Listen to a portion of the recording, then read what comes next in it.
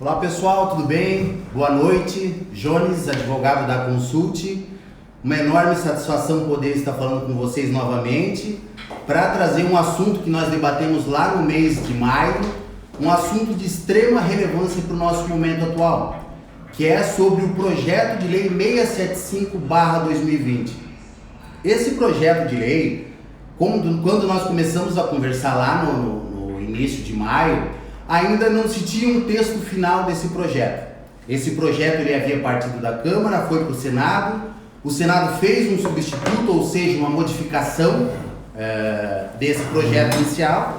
E a partir disso, então, ficou indecidida qual seria a situação, qual projeto iria para a sanção presidencial.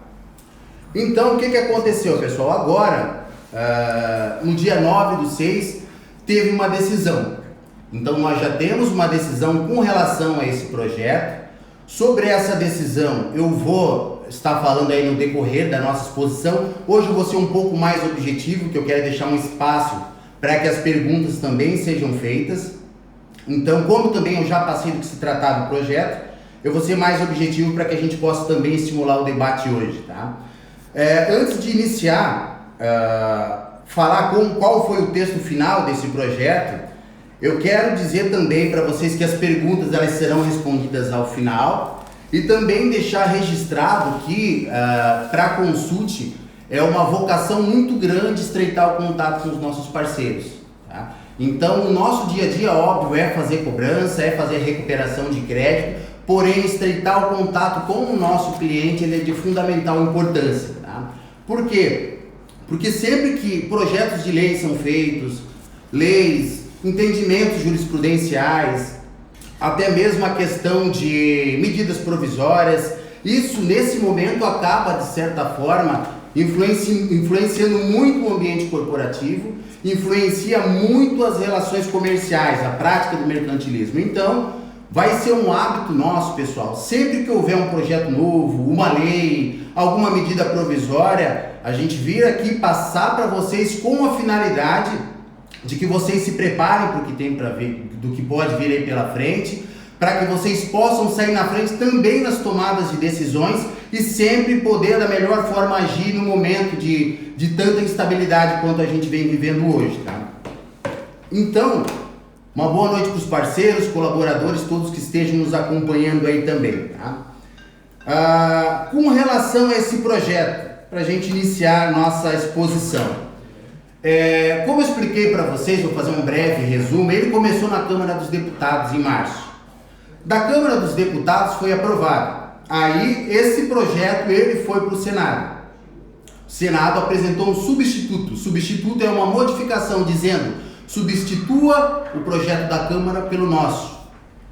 E aí foi onde encerrou a nossa live. Mas o que acabou acontecendo agora? Como eu cheguei a explicar para vocês naquela live, existia uma possibilidade muito grande de esse substituto do Senado não ser aprovado. Principalmente porque mexia substancialmente com o que a Câmara havia repassado a título de proposta. Mas por que ficou então a proposta da Câmara e não a do Senado? Porque a proposta iniciou na Câmara. Então, como eu expliquei naquela outra ocasião, o princípio da casa iniciadora, ela acaba prevalecendo. Então, como nasceu na Câmara, fica na Câmara a proposta final. Se tivesse nascido no Senado, a proposta final do Senado, ela teria precedência sobre a proposta da Câmara, tá? Enfim, por que o projeto do Senado não foi aprovado? O projeto do Senado ele era um pouco menos pior, se eu posso utilizar esse termo, tá? Do Senado, não, desculpa, da Câmara, ele era um pouco menos pior com relação à proposta do Senado. Porque na proposta do Senado trazia o seguinte, que os protestos eles também deveriam ser proibidos, não só as negativações, também deveriam ser proibidas as ações judiciais. Imaginem, todas as ações judiciais, elas ficariam suspensas por conta do projeto do Senado. Então, vejam que instabilidade, eu não posso analisar o crédito, eu estou proibido de negativar e eu também não posso fazer uma cobrança judicial. Então é algo que realmente é um verdadeiro contrassenso, é algo contraproducente e justamente por esse motivo que esse projeto, esse substituto do Senado não teve um andamento favorável, né? Além de outras coisas também que o Senado ele apresentou e não foram aceitas, como a situação de que restrições anteriores à pandemia, ou seja, restrição de junho de 2019, janeiro de 2020, não poderiam servir como forma de negar o crédito para o devedor. Então, se o devedor tinha um crédito anterior, não poderia negar um crédito para o devedor por conta de que ele tinha uma restrição anterior. Então, algo também que chega a ser até pitoresco, porque então eu não teria nenhuma análise de crédito para poder fazer na hora de liberar o meu pedido. Essa situação que foi a fundamental, o motivo da recusa da Câmara ao projeto do Senado, se deu principalmente por aquilo que eu falei muito no nosso último encontro, que foi: o Senado disse que os bancos públicos deveriam ceder crédito de R$10 mil para que todos pudessem negociar os seus débitos e todos aqueles que tiveram inscrições, eles pudessem então negociar suas dívidas e pagar os seus haveres, né? A situação complexa aqui foi o seguinte: isso óbvio causaria um impacto financeiro muito grande na receita da União. Então a Câmara se posicionou da seguinte forma: que essa proposta do Senado de ceder, bancos públicos cederem crédito a monta de R$10 mil para todos, isso aí com certeza geraria um ambiente muito complexo e muito delicado. Como não poderia analisar restrições anteriores, todos que fossem buscar esse auxílio receberiam. Então, uma proposta que acabou, de certa forma, sendo mal elaborada. Além de que a Câmara entendeu que essa proposta de os bancos públicos cederem crédito de R$10 mil é algo inconstitucional. Por que seria algo inconstitucional? Porque somente quem tem o poder de criar diretrizes para cessão de crédito, para ceder crédito, incentivos de crédito, é ato somente do Executivo. Então, somente o Presidente da República, dentro da sua competência, pode criar critérios para que os bancos públicos forneçam crédito para quem requisitar. Então, essa modificação do Senado acabou, de certa forma, causando uma inconstitucionalidade que foi entendida pela Câmara dos Deputados. Logo, em razão disso, esse projeto da Câmara caiu por terra, o substituto, na verdade, né?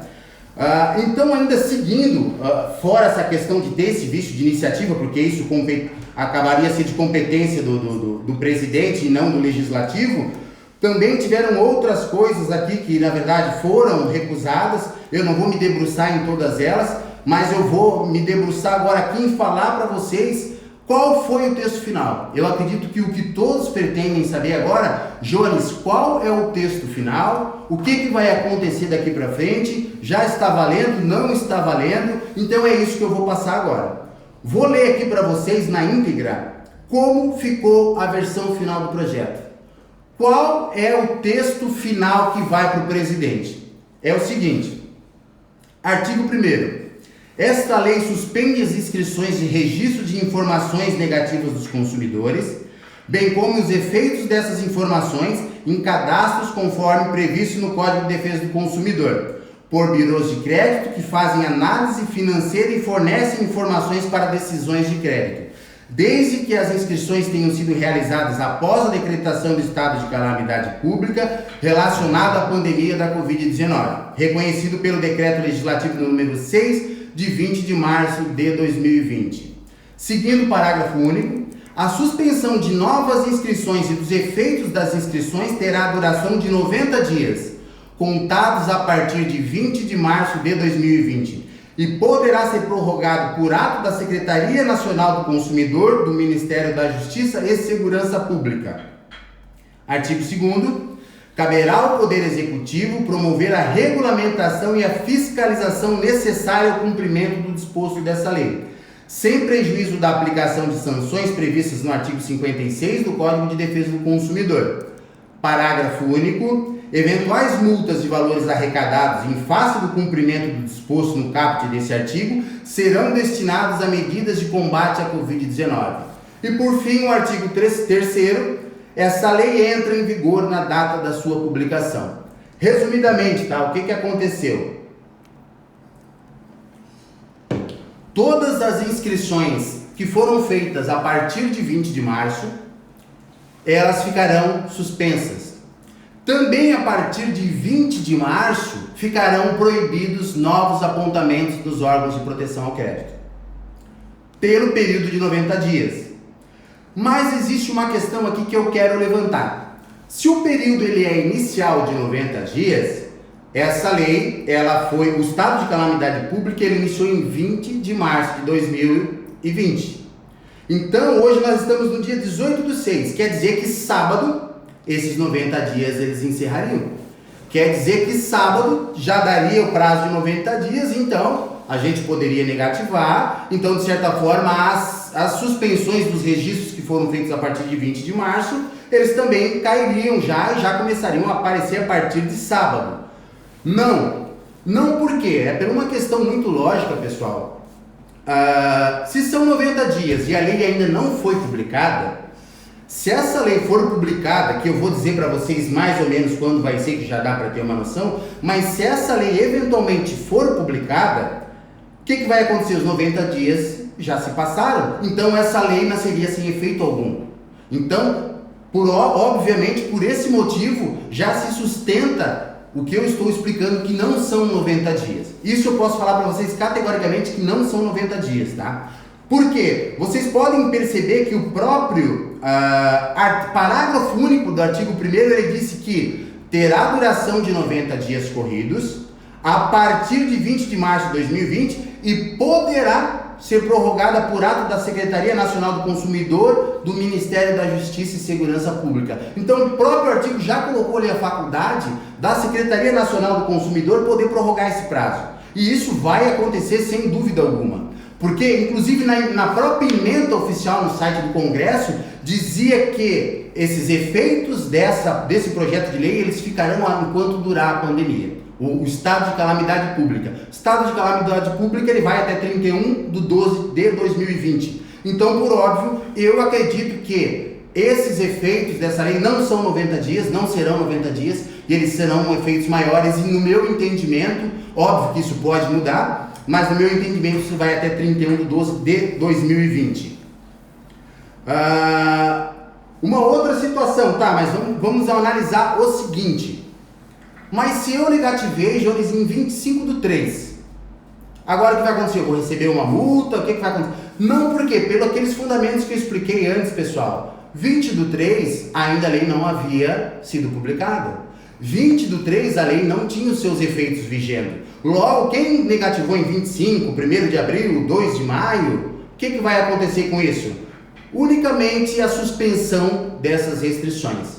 Então, a punição viria em qual sentido? A punição viria se depois do dia, da data da publicação, vocês, de certa forma, fazerem a negativação. Aí sim teria uma punição. Agora, quem negativou 30 de abril, 25 de março, isso não teria nenhum ônus. O que eu acredito que vai acontecer, embora o projeto de lei seja omisso com relação a isso, é que vai ser oficiado os birôs de crédito, SPC, Serasa, Boa Vista e por aí vai, eles serão oficiados para que eles então suspendam as restrições que estejam lá. Tem a possibilidade de eles não vão ser oficiados e a gente ter que tirar? Pode ser que isso aconteça, mas eu acredito que para que a gente possa fazer isso, eu teria que excluir o apontamento que eu fiz. Então eu tive um custo para apontar. E nesse custo não tinha nenhuma proibição até então. Tive o custo para fazer o apontamento. E aí depois, se eu tiver que excluir e fazer de novo, eu vou ter mais um custo. Então, por uma questão de lógica, eu acredito que o Serasa, SPC e por aí vai, que eles serão oficiados para fazer a suspensão desses registros a partir de 20 de março de 2020. Uma outra situação aqui também, como eu falei que essa questão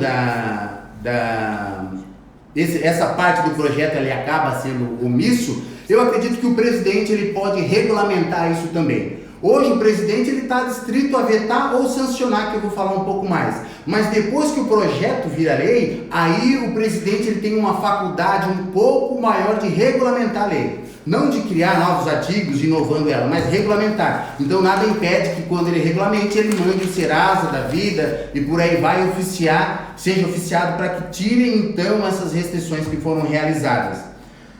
E agora a pergunta, pessoal, que eu acho que todo mundo quer saber, já é lei? O que eu vou dizer para vocês com relação a isso? existe uma diferença entre projeto aprovado e projeto que virou lei e projeto que já foi e lei que já foi publicada. Tem possibilidade desse projeto mudar? Muito difícil. Eu não vejo uma possibilidade desse projeto sofrer qualquer modificação, por quê? Ele tramitou na Câmara dos Deputados, aprovou. Ele tramitou no Senado, aprovou. E agora o que acontece? Voltou para a Câmara enviou para o presidente. Então, já teve uma anuência da Câmara, teve uma anuência do Senado, então eu não vejo que existe uma possibilidade desse projeto ser modificado, até mesmo porque o momento legislativo não permite mais que isso aconteça. O momento legislativo permite que ele seja enviado para o presidente, e o presidente, então, faça a sanção ou ele faça o veto. Tá? O presidente da República, ele vai vetar, Jorge, isso daí não vai para frente, ele pode até vetar.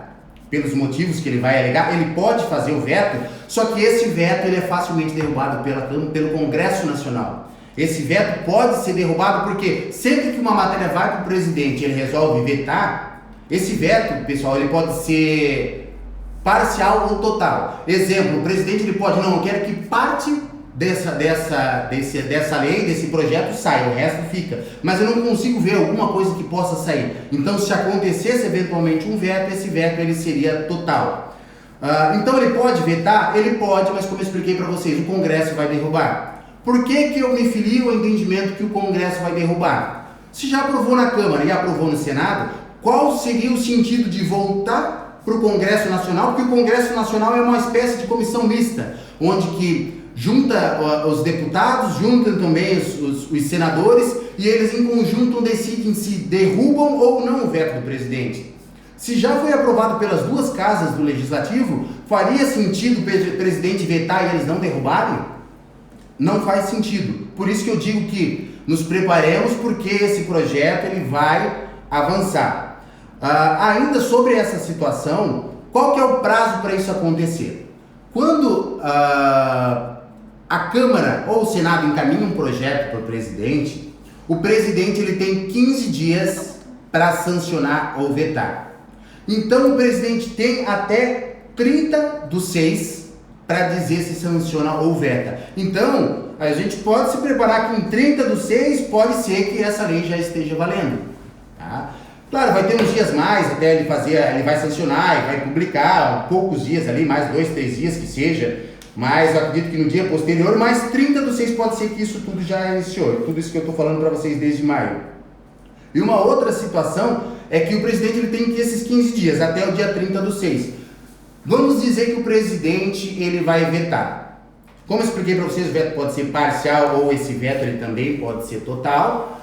Como também pode acontecer dele sancionar e daí no dia seguinte essa lei já vai estar vigendo. Só que qual que é o procedimento agora se o presidente vetar? Volta para o Congresso Nacional agora. O Congresso Nacional tem 30 dias para deliberar, para votar sobre o projeto de lei que foi vetado pelo presidente. Ou seja, até 30/7, na pior das hipóteses, já tem uma votação definitiva.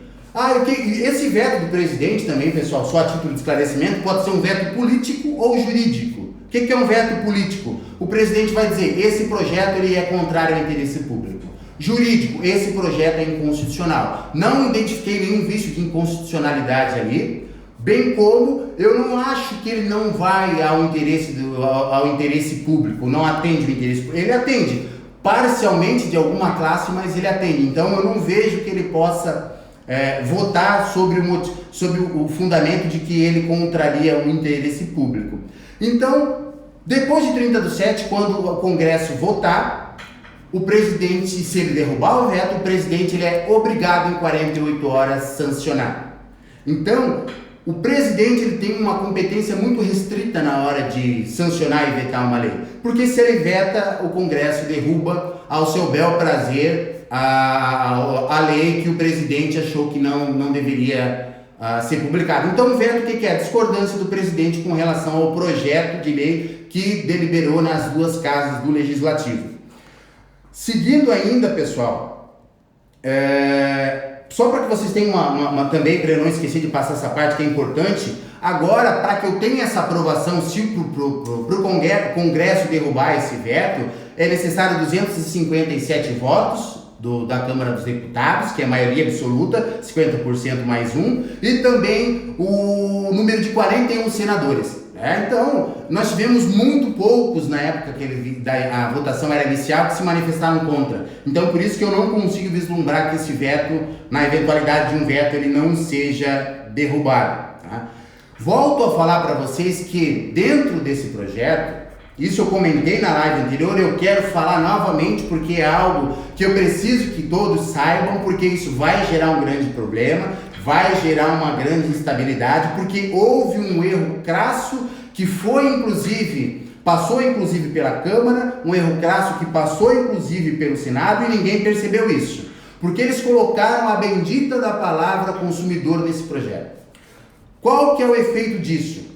Que eu só não poderia negativar quem é consumidor. Mas dentro de uma relação corporativa, pessoal, dentro do ambiente corporativo, de uma questão comercial, a maioria das relações elas não são de consumo. Porque consumidor é quem adquire produto ou serviço como destinatário final. A partir do momento que eu utilizo do produto ou serviço para incrementar a minha atividade econômica, eu não sou consumidor, logo eu posso ser negativado. Então esse foi um erro realmente difícil de entender que 531 deputados e 81 senadores, se eu não me engano é esse o número, não conseguiram perceber essa falha legislativa que faz com que só o consumidor possa não ser negativado, o restante ele não pode. Até um exemplo, se eu tenho um supermercado, eu compro do meu fornecedor, revendo no meu supermercado, eu revendo para quê? Para ter lucro? Se eu não pagar o meu fornecedor, eu vou para o Serasa, para o SPC e por aí vai. Por quê? Porque eu não sou consumidor, eu não utilizei desse produto para consumo. A mesma forma, se eu tenho uma máquina na minha empresa e eu preciso que um técnico vá consertar ela, uma máquina que trabalha no meu fator produção, eu não tenho uma relação de consumo. Por quê? Porque aquela máquina é o meu fator produção. Eu preciso da máquina para fomentar a minha atividade econômica. Então, a maioria dos casos que a gente se depara, pelo menos dos clientes que estão na relação, no bojo dos clientes da Consult, na grande maioria não atendem o consumidor final. Então, por essa falha legislativa, poderia colocar em restrição. Eu não recomendaria, porque a primeira vez que isso acontecer, o advogado da outra parte vai provocar o judiciário. Tá? Embora existam argumentos para vocês negativarem porque não é uma relação de consumo. Então esse foi um erro que passou, que eu acho que vai gerar ainda muito debate, que eu acho que vai gerar muita discussão. Tá?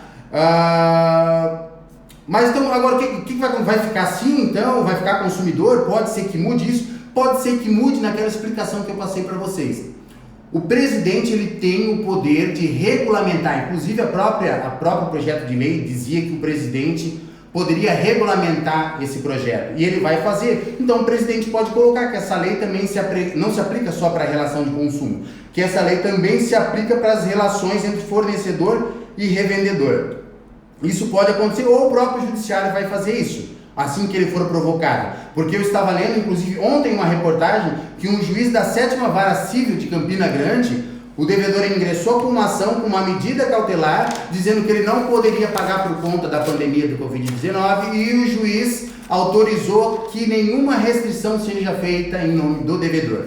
Tá? Então isso já está acontecendo, está sendo já feito pelo próprio judiciário. Tá? Então a análise, para eu não me estender muito hoje, vou concluir com brevidade, a análise desse projeto. Eu já me posicionei da outra vez, mas eu volto também a passar qual que é o meu entendimento com relação a isso. Né? O escopo da norma, ela visa o quê? Proteger o consumidor e permitir o acesso ao crédito. Não se tem dúvida que a intenção ela seja elogiosa, que é de uma indiscutível finalidade social. Isso aí não se tem dúvida. Ajudar o devedor num momento difícil. Ótimo, não acho que isso seja ruim, desde que isso tivessem criadas condições e soluções para que isso acontecesse. Isso não foi criado, ficou de maneira indiscriminada. Então, a minha grande crítica é que esse projeto ele visa proteger temporariamente só o problema do devedor inadimplente, mas na outra ponta ele cria um problema irreversível para os credores. principalmente para pequena e média empresa. Eu vou tratar disso porque que eu entendo dessa forma logo adiante, mas ele resolve o problema temporariamente do devedor inadimplente e cria um problema ad eterno, ele cria um problema irreversível para o credor, para o fornecedor. Obviamente, por fazer uma análise de crédito aí cega, às escuras, quem vai com a sua conta em risco liberar crédito à torta e direito? Qual que é o caminho, pessoal?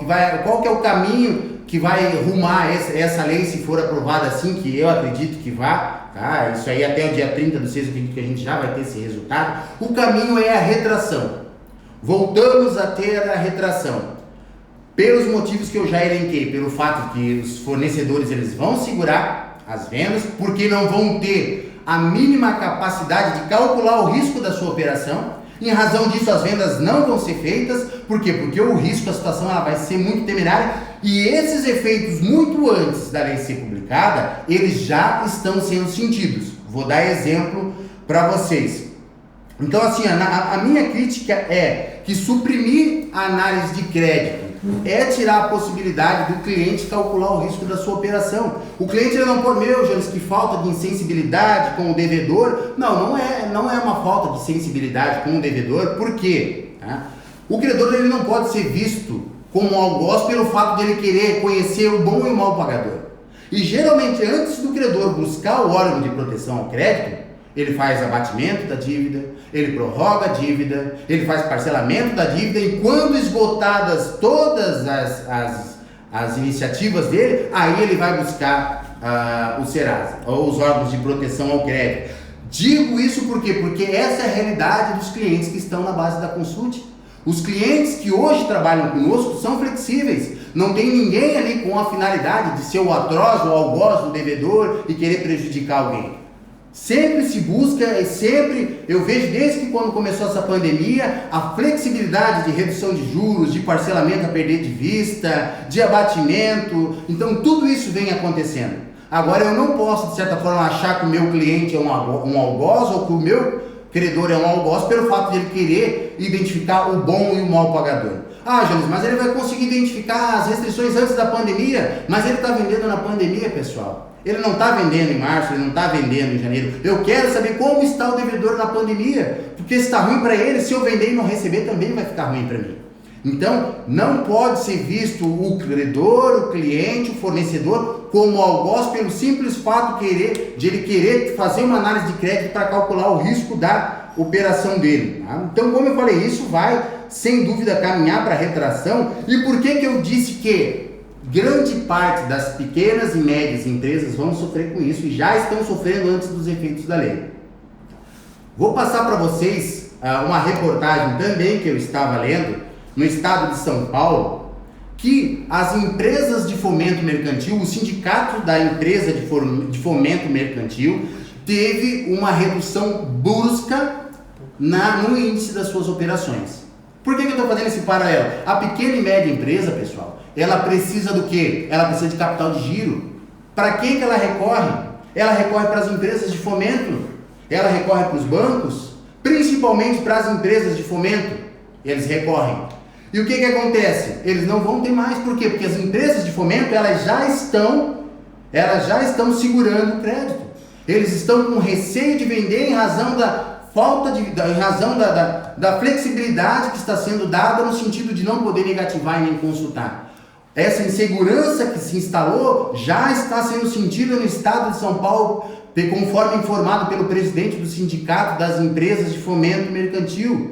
Em questão de números, pessoal, do dia 9 ao dia 13 de abril, o índice de operação das empresas de fomento em São Paulo ficaram entre 5% e 63%. Depois do dia 14, quando foi aprovado inicialmente na Câmara dos Deputados a primeira versão, não essa, até o dia 15, do dia 14 ao dia 15 caiu para 36% e 45%. Ou seja, o pequeno e o médio empresário não conseguiram ter o capital de giro. E é esse mesmo pequeno e médio empresário que depois vai fechar as portas. Por isso que eu disse que A questão do devedor eles vão resolver temporariamente. Agora, a questão dessas pequenas e médias empresas que já estão tendo seu crédito negado em razão da insegurança jurídica, essas empresas elas já estão fechando. Essas empresas estão ficando sem seu capital de giro. Então, se antes eles já recorriam a esse recurso, antes da pandemia, agora eles iriam recorrer com maior frequência. Só que nesse momento, infelizmente, está tendo essa retração por conta desse projeto de lei. Então, ele nem foi aprovado. Mas só o fato de sido aprovado, não foi publicado ainda a lei, mas só para vocês terem uma noção, enquanto ele era somente uma aprovação lá na Câmara, sem inclusive uma aprovação no Senado, as empresas de fomento mercantil começaram a negar o crédito e as empresas começaram a fechar. Então, vejam o que está acontecendo. Tapa um buraco e descobre o outro. É isso que está acontecendo. Visou-se somente o consumidor, visou-se somente aquele que compra e que infelizmente inadimpliu, mas não se vê a outra ponta. Então é essa discussão que eu trago para que a análise seja feita. Na verdade, o que eu quero passar para vocês é que realmente o efeito dessa norma, ela não foi analisada pelo Legislativo. O efeito dessa norma, o efeito oposto, a contramão do que se queria. Por que a contramão do que se queria? Não se estava criando várias iniciativas do governo para garantir o emprego? Não estava sendo criado várias iniciativas do governo para a manutenção das empresas? As empresas estão fechando. Infelizmente, as empresas estão fechando por conta de um projeto que foi, ao meu ver, mal elaborado. Tá? Infelizmente é isso que aconteceu. E o Congresso não conseguiu ver isso. Foi feita uma votação, no dia que teve essa votação eu acompanhei. Pessoal, assim, é algo que tu vê a forma que eles fazem a votação de maneira despretensiosa. Aprova, não aprova. E tu, vamos fechar assim. Então foi algo assim, tratado como uma indiferença, na minha opinião. Um projeto que realmente pode trazer um reflexo econômico, já está trazendo da retração para o nosso país. Tá?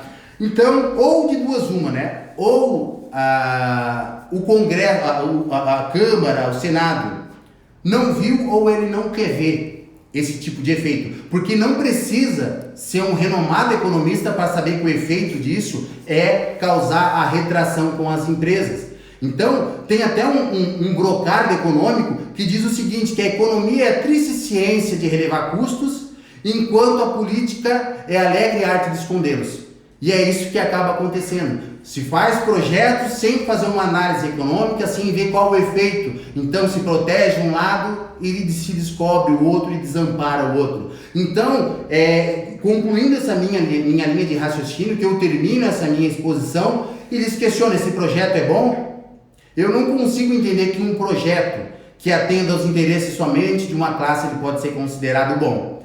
Mas enfim, isso é bom também para que a gente conheça o nível de capacidade que os nossos governantes têm de pensar fora da caixa. É impossível que em 531 deputados e 81 senadores eu não tenha uma alma viva lá que consiga ver os efeitos nefastos que essa lei vai trazer assim que publicada.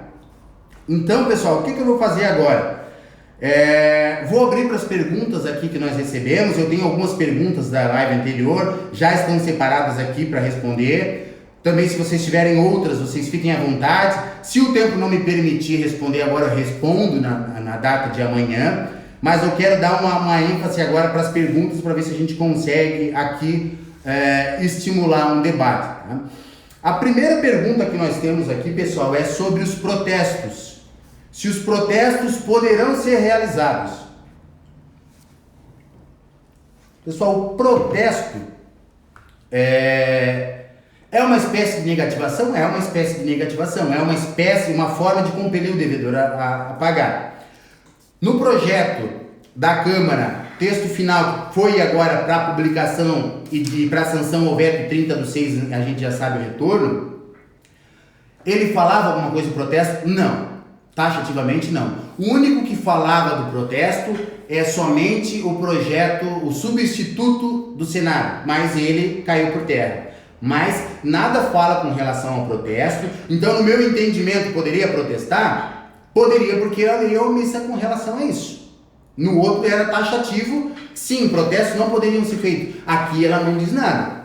Mas eu faria, eu não arriscaria. Eu não sei qual vai ser a multa que vai ser aplicada em razão do descumprimento, mas eu, de certa forma, não faria. Mas o protesto, nada fala nesse projeto que não pode ser realizado. Pelo menos não taxativamente. Ao meu ver, isso aí vai ser muito suscetível de interpretação.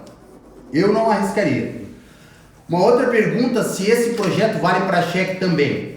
Nessa PL, nada falava a respeito, diferenciando títulos que seriam ou não, poderiam ou não ser negativados, ou títulos que poderiam ou não ficar com seus efeitos de negativação suspensos. Como nada ficou claro com relação a isso, eu acredito que todos os títulos de crédito, eles poderão sim ficarem suspensos e também impossibilitados de ser restringidos nos órgãos de proteção a crédito. Então o cheque também, dentro, óbvio, das condições que permite a negativação, porque existem algumas condições dos cheques que a gente não consegue negativar. As negativações anteriores a 20/3 vão aparecer? Vão. Essas negativações de antes de 20/3 vão aparecer.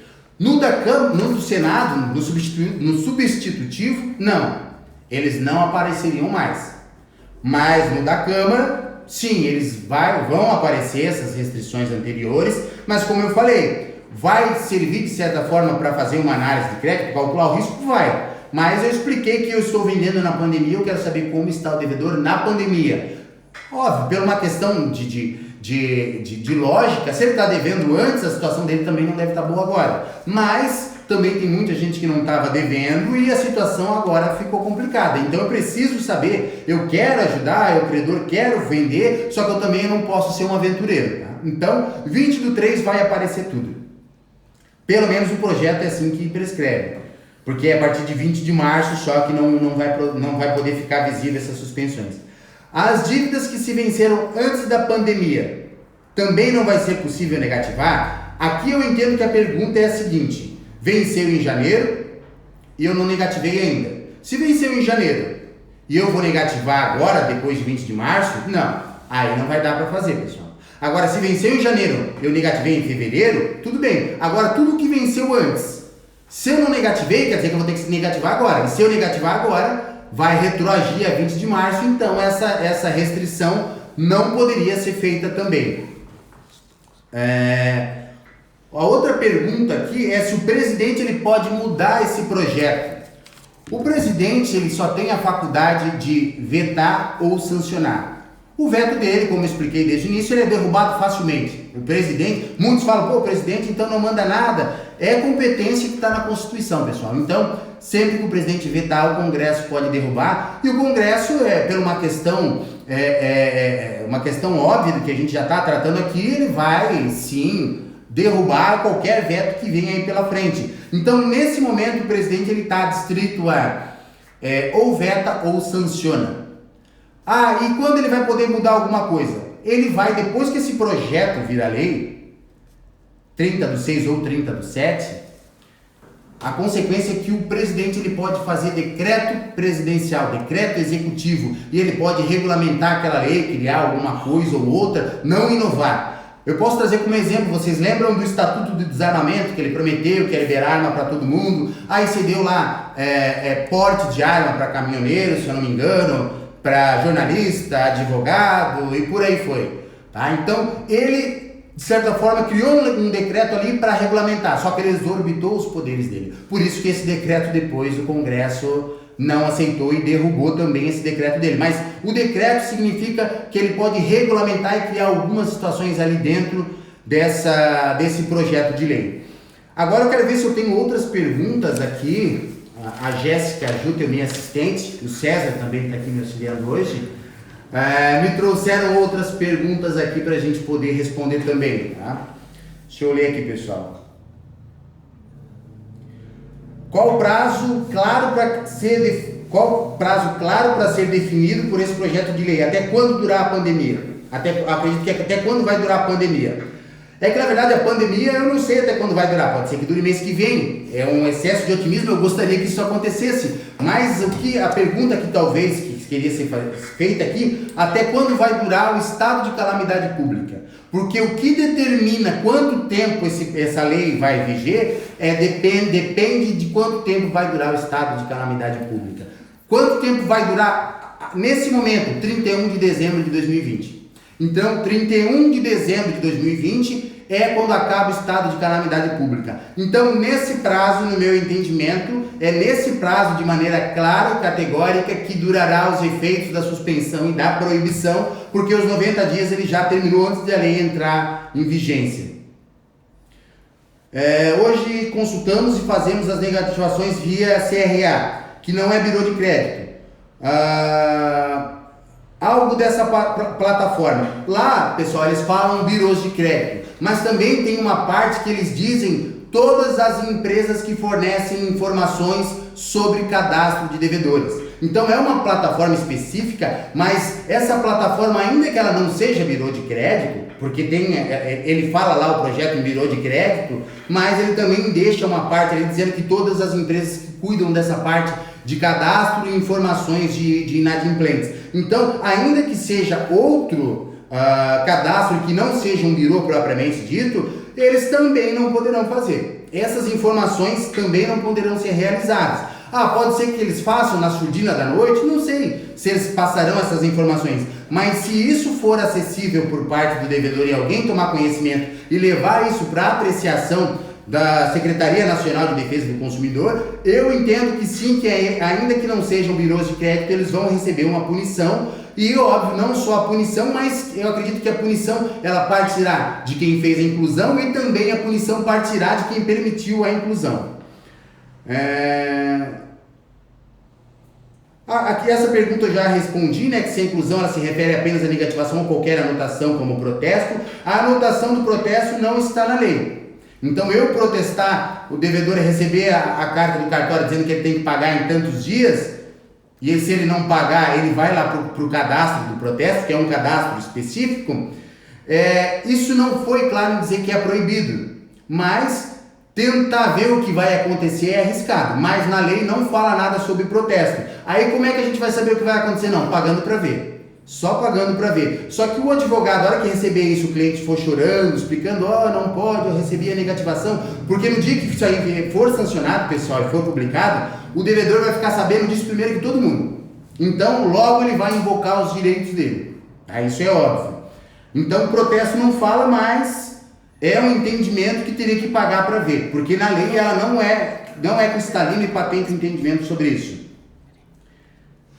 A lei proíbe que não pode o devedor ser inscrito nos órgãos de proteção ao crédito, tanto pessoa física como jurídica? Sim, porque quando eles colocam no projeto consumidor, o artigo 2º do Código de Defesa do Consumidor diz que consumidor é toda pessoa física ou jurídica que adquire produto ou serviço como destinatário final. Então, uma pessoa física pode não ser consumidora? Pode não ser consumidora, a partir do momento que eu adquiro um produto para revender. Então, eu sou um sacoleiro, fui lá e comprei, e aí eu estou revendendo. Eu não sou, às vezes, pessoa jurídica, mas eu não sou um consumidor por ser pessoa física. Por quê? Porque eu estou utilizando o produto como destinatário. Não estou utilizando como destinatário final, estou utilizando para fomentar, para ter lucro. Qual segurança teremos ao analisar, liberar crédito, não aparecendo a negativação? É aquilo que eu expliquei para vocês. Ao meu ver, nenhuma. Ao meu ver, vai ser uma loteria. Sem poder calcular o seu risco, terá que ser implementadas outras formas, tá, pessoal, de saber se esse devedor ele está ou não pagando, se ele tem ou não compromissos aí que estão sendo inadimplidos. Hoje eu posso utilizar o próprio exemplo da Consult. Nós temos lá uma base de devedores desde quando a empresa foi constituída. Então, se eu pesquisar hoje um devedor que vocês estão com dúvida se ele passou lá na nossa base, eu consigo de maneira indireta fazer uma análise de crédito. Ele esteve aqui, ele não pagou, ele inadimpliu, nós entramos com uma ação. Então, outras ferramentas vão poder ser utilizadas, mas que não propriamente dito o cadastro de inadimplentes. Mas isso vocês podem contar conosco, porque essa ferramenta a Consult já providenciou, e essa ferramenta nós já fizemos questão de nos prepararmos antes dessa lei ser publicada. Óbvio, isso não vai ser um birô de crédito, mas são outras formas paralelas que a gente vai conseguir contribuir para vocês, clientes, na hora de analisar o crédito de um devedor. Se vai aparecer como dívida vencida, na verdade não vai aparecer. Se ele ficar suspenso e a gente fez a negativação, na verdade não vai aparecer nada lá. Vocês vão fazer a negativação, as que foram antes, né, feitas, porque depois não vai ser possível, as anteriores que foram feitas, elas não vão aparecer lá. Depois de 20 de março, não vai aparecer nada dizendo que tem dívida vencida ou não. Tem mais... depois de publicada a PL, os credores venderão no escuro. O que os credores podem fazer para se garantir? É aquela situação que eu acabei de explicar para vocês. Existem outras formas de tentar analisar. As formas não poderão ser os birôs de crédito ou qualquer outra empresa que forneça informações sobre dados de crédito. Mas existem sim outras possibilidades de analisar essas possibilidades. A Consult já dispõe, a gente está se preparando para isso, nada fugindo do que é legal, nada fugindo do que é ilícito, mas existem sim outras formas. Eu posso citar para vocês um exemplo. Se eu consultar o Tribunal de Justiça hoje para ver se a empresa A está devendo, eu vou consultar o Tribunal de Justiça do Rio de Janeiro, eu vou lá e vejo que o devedor tem dívida trabalhista, ele tem dívida com a fazenda, ele tem dívida com o fornecedor. Aí eu vou falar: cliente, você vai vender para ele? Porque eu não consigo achar um motivo apto que me motive a vender para alguém que está devendo até para empregado. Então, essas situações é o que a gente vai poder ajudar. Posso manter o apontamento em cartório mesmo após a aprovação? O apontamento que foi feito lá em cartório é uma coisa, o cartório existe um cadastro próprio para isso, embora o apontamento do cartório também apareça no Serasa da vida e nesses outros órgãos que fazem análise de crédito. Então, ninguém vai lá: agora fiz o apontamento, tira o apontamento. Eu não acredito que isso vai acontecer, até porque com relação ao protesto, a lei nada fala. Então eu não vejo que o protesto vai ter que sair. O grande problema é a hora que os devedores, que vão conhecer muito dos seus direitos, a hora que eles resolverem ingressar com ações para fazer com que os cartórios também tirem as negativações que foram feitas. Embora, como eu expliquei, na lei não prevê nada de maneira taxativa, algo que eu possa entender sem que eu tenha que recorrer a uma interpretação, um entendimento judicial sobre isso. Após a normalização, qual será o período que poderemos enviar para cartório ou protestar? Assim que acabar o estado de calamidade pública. Ou se acabar antes, acabou o estado, vocês podem normalmente voltar a negativar. Jones, começou 90 dias. Pode ser que eles façam 100 dias e coloquem mais 30 dias para frente agora, se até lá a lei foi publicada. Pode ser que seja só mais 30 dias, mas eu não consigo visualizar que mais 30 dias vai resolver o problema que eles estão se prestando a solucionar, porque eu não acredito que isso vá resolver, né? Mas, se eu estou sendo claro, é após acabar o estado de calamidade pública, 31 de 2 de 2020, ou se o presidente da República regulamentar e colocar mais 120 dias, exemplo, deu mais 120 dias a partir de 20 de março, acabou e está resolvido. Como que a gente vai saber? Nós da Consult vamos estar acompanhando isso, e como eu falei para vocês desde o início, é também uma vocação para nós estreitar o contato com os clientes. Nós temos que sempre estar passando o que está acontecendo, as modificações que vão surgindo, para que vocês consigam sair na frente nas tomadas de decisões. Os bancos vão poder concluir os cheques devolvidos por segunda vez, a linha 12 no CCF, Cadastro de Cheques Sem Fundo. A linha 12, o cheque também, além de aparecer nos órgãos de proteção ao crédito, vai para o cadastro específico, que é o CCF, Cadastro de Cheque Sem Fundo. Os bancos, eles vão também seguir a mesma linha, porque o CCF, ele não deixa de ser um cadastro onde eu consiga levantar informações sobre o devedor, se ele está ou não inadimplindo seus compromissos. Então, eu entendo que o CCF também faz uma parte da relação desses órgãos, embora não seja propriamente um birô, eu acredito que eu não possa conceituar sendo dessa forma, mas eles também vão ter que se ater a não colocar a restrição durante esse período e também ficaria suspenso. Muita coisa aqui, pessoal, nesse projeto ele está omisso. Às vezes pode ser que eu dê a minha opinião aqui agora e chegue lá na frente o presidente sancione e aí ele regulamente e modifique algumas coisas, tá? Como essa questão do CCF, do protesto, mas por uma questão lógica, se ele não fizer isso, os advogados, os devedores vão procurar o judiciário, e em razão da busca do judiciário, os próprios juízes vão se encarregar de fazer isso, porque eles já estão fazendo antes mesmo de a lei ser sancionada, né? Mais perguntas? Tem mais umas. Última pergunta. Então não faço nenhuma negativação nesse período, posso cobrar juros e multa? Por enquanto, como eu falei para vocês, 30/6 é a sanção ou veto. Agora não tem problema nenhum negativar. A única consequência é que aprovou não aprovado, já está, sancionou dia 30/6, a tua negativação vai ficar suspensa até acabar o estado de calamidade pública ou no período que o presidente pode determinar. Ou a Câmara Nacional, o Código de Defesa do Consumidor, a Secretaria Nacional vai estabelecer isso. E o presidente também pode. Então, pode ser que ele fale 190 dias, pode ser que ele fale 180. Então, assim, acredito sim, contados de 20 de março em diante. Então, acredito que pode fazer, por enquanto ainda até 30/6 não tem nada decidido, mas tem sim o grande risco de ficar suspensa. Cobrança de juros e multa.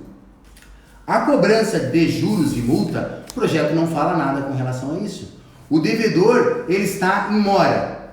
Artigo 394 do Código Civil. Nasce para o credor o direito de exigir os consectários do inadimplemento. Juros, atualização monetária, multa se tiver previsão, honorários de advogado, se houver cobrança patrocinada por advogado, ainda que extrajudicial, conforme prevê o artigo 389, 395 e 404 do Código Civil, tá? Tem essa previsão. E uma outra situação, nada fala sobre não poder cobrar juros ou não poder cobrar multa, tá? Nada fala com relação a isso, embora isso também pode ser um outro debate que eu trago aqui para vocês. Existe um artigo que eu comentei lá na live anterior, artigo 393 do Código Civil, que diz que o devedor não responde pelos prejuízos quando esses prejuízos foram determinados, quando esses prejuízos não foram determinados por ele, mas foi determinado em razão de fortuito ou força maior.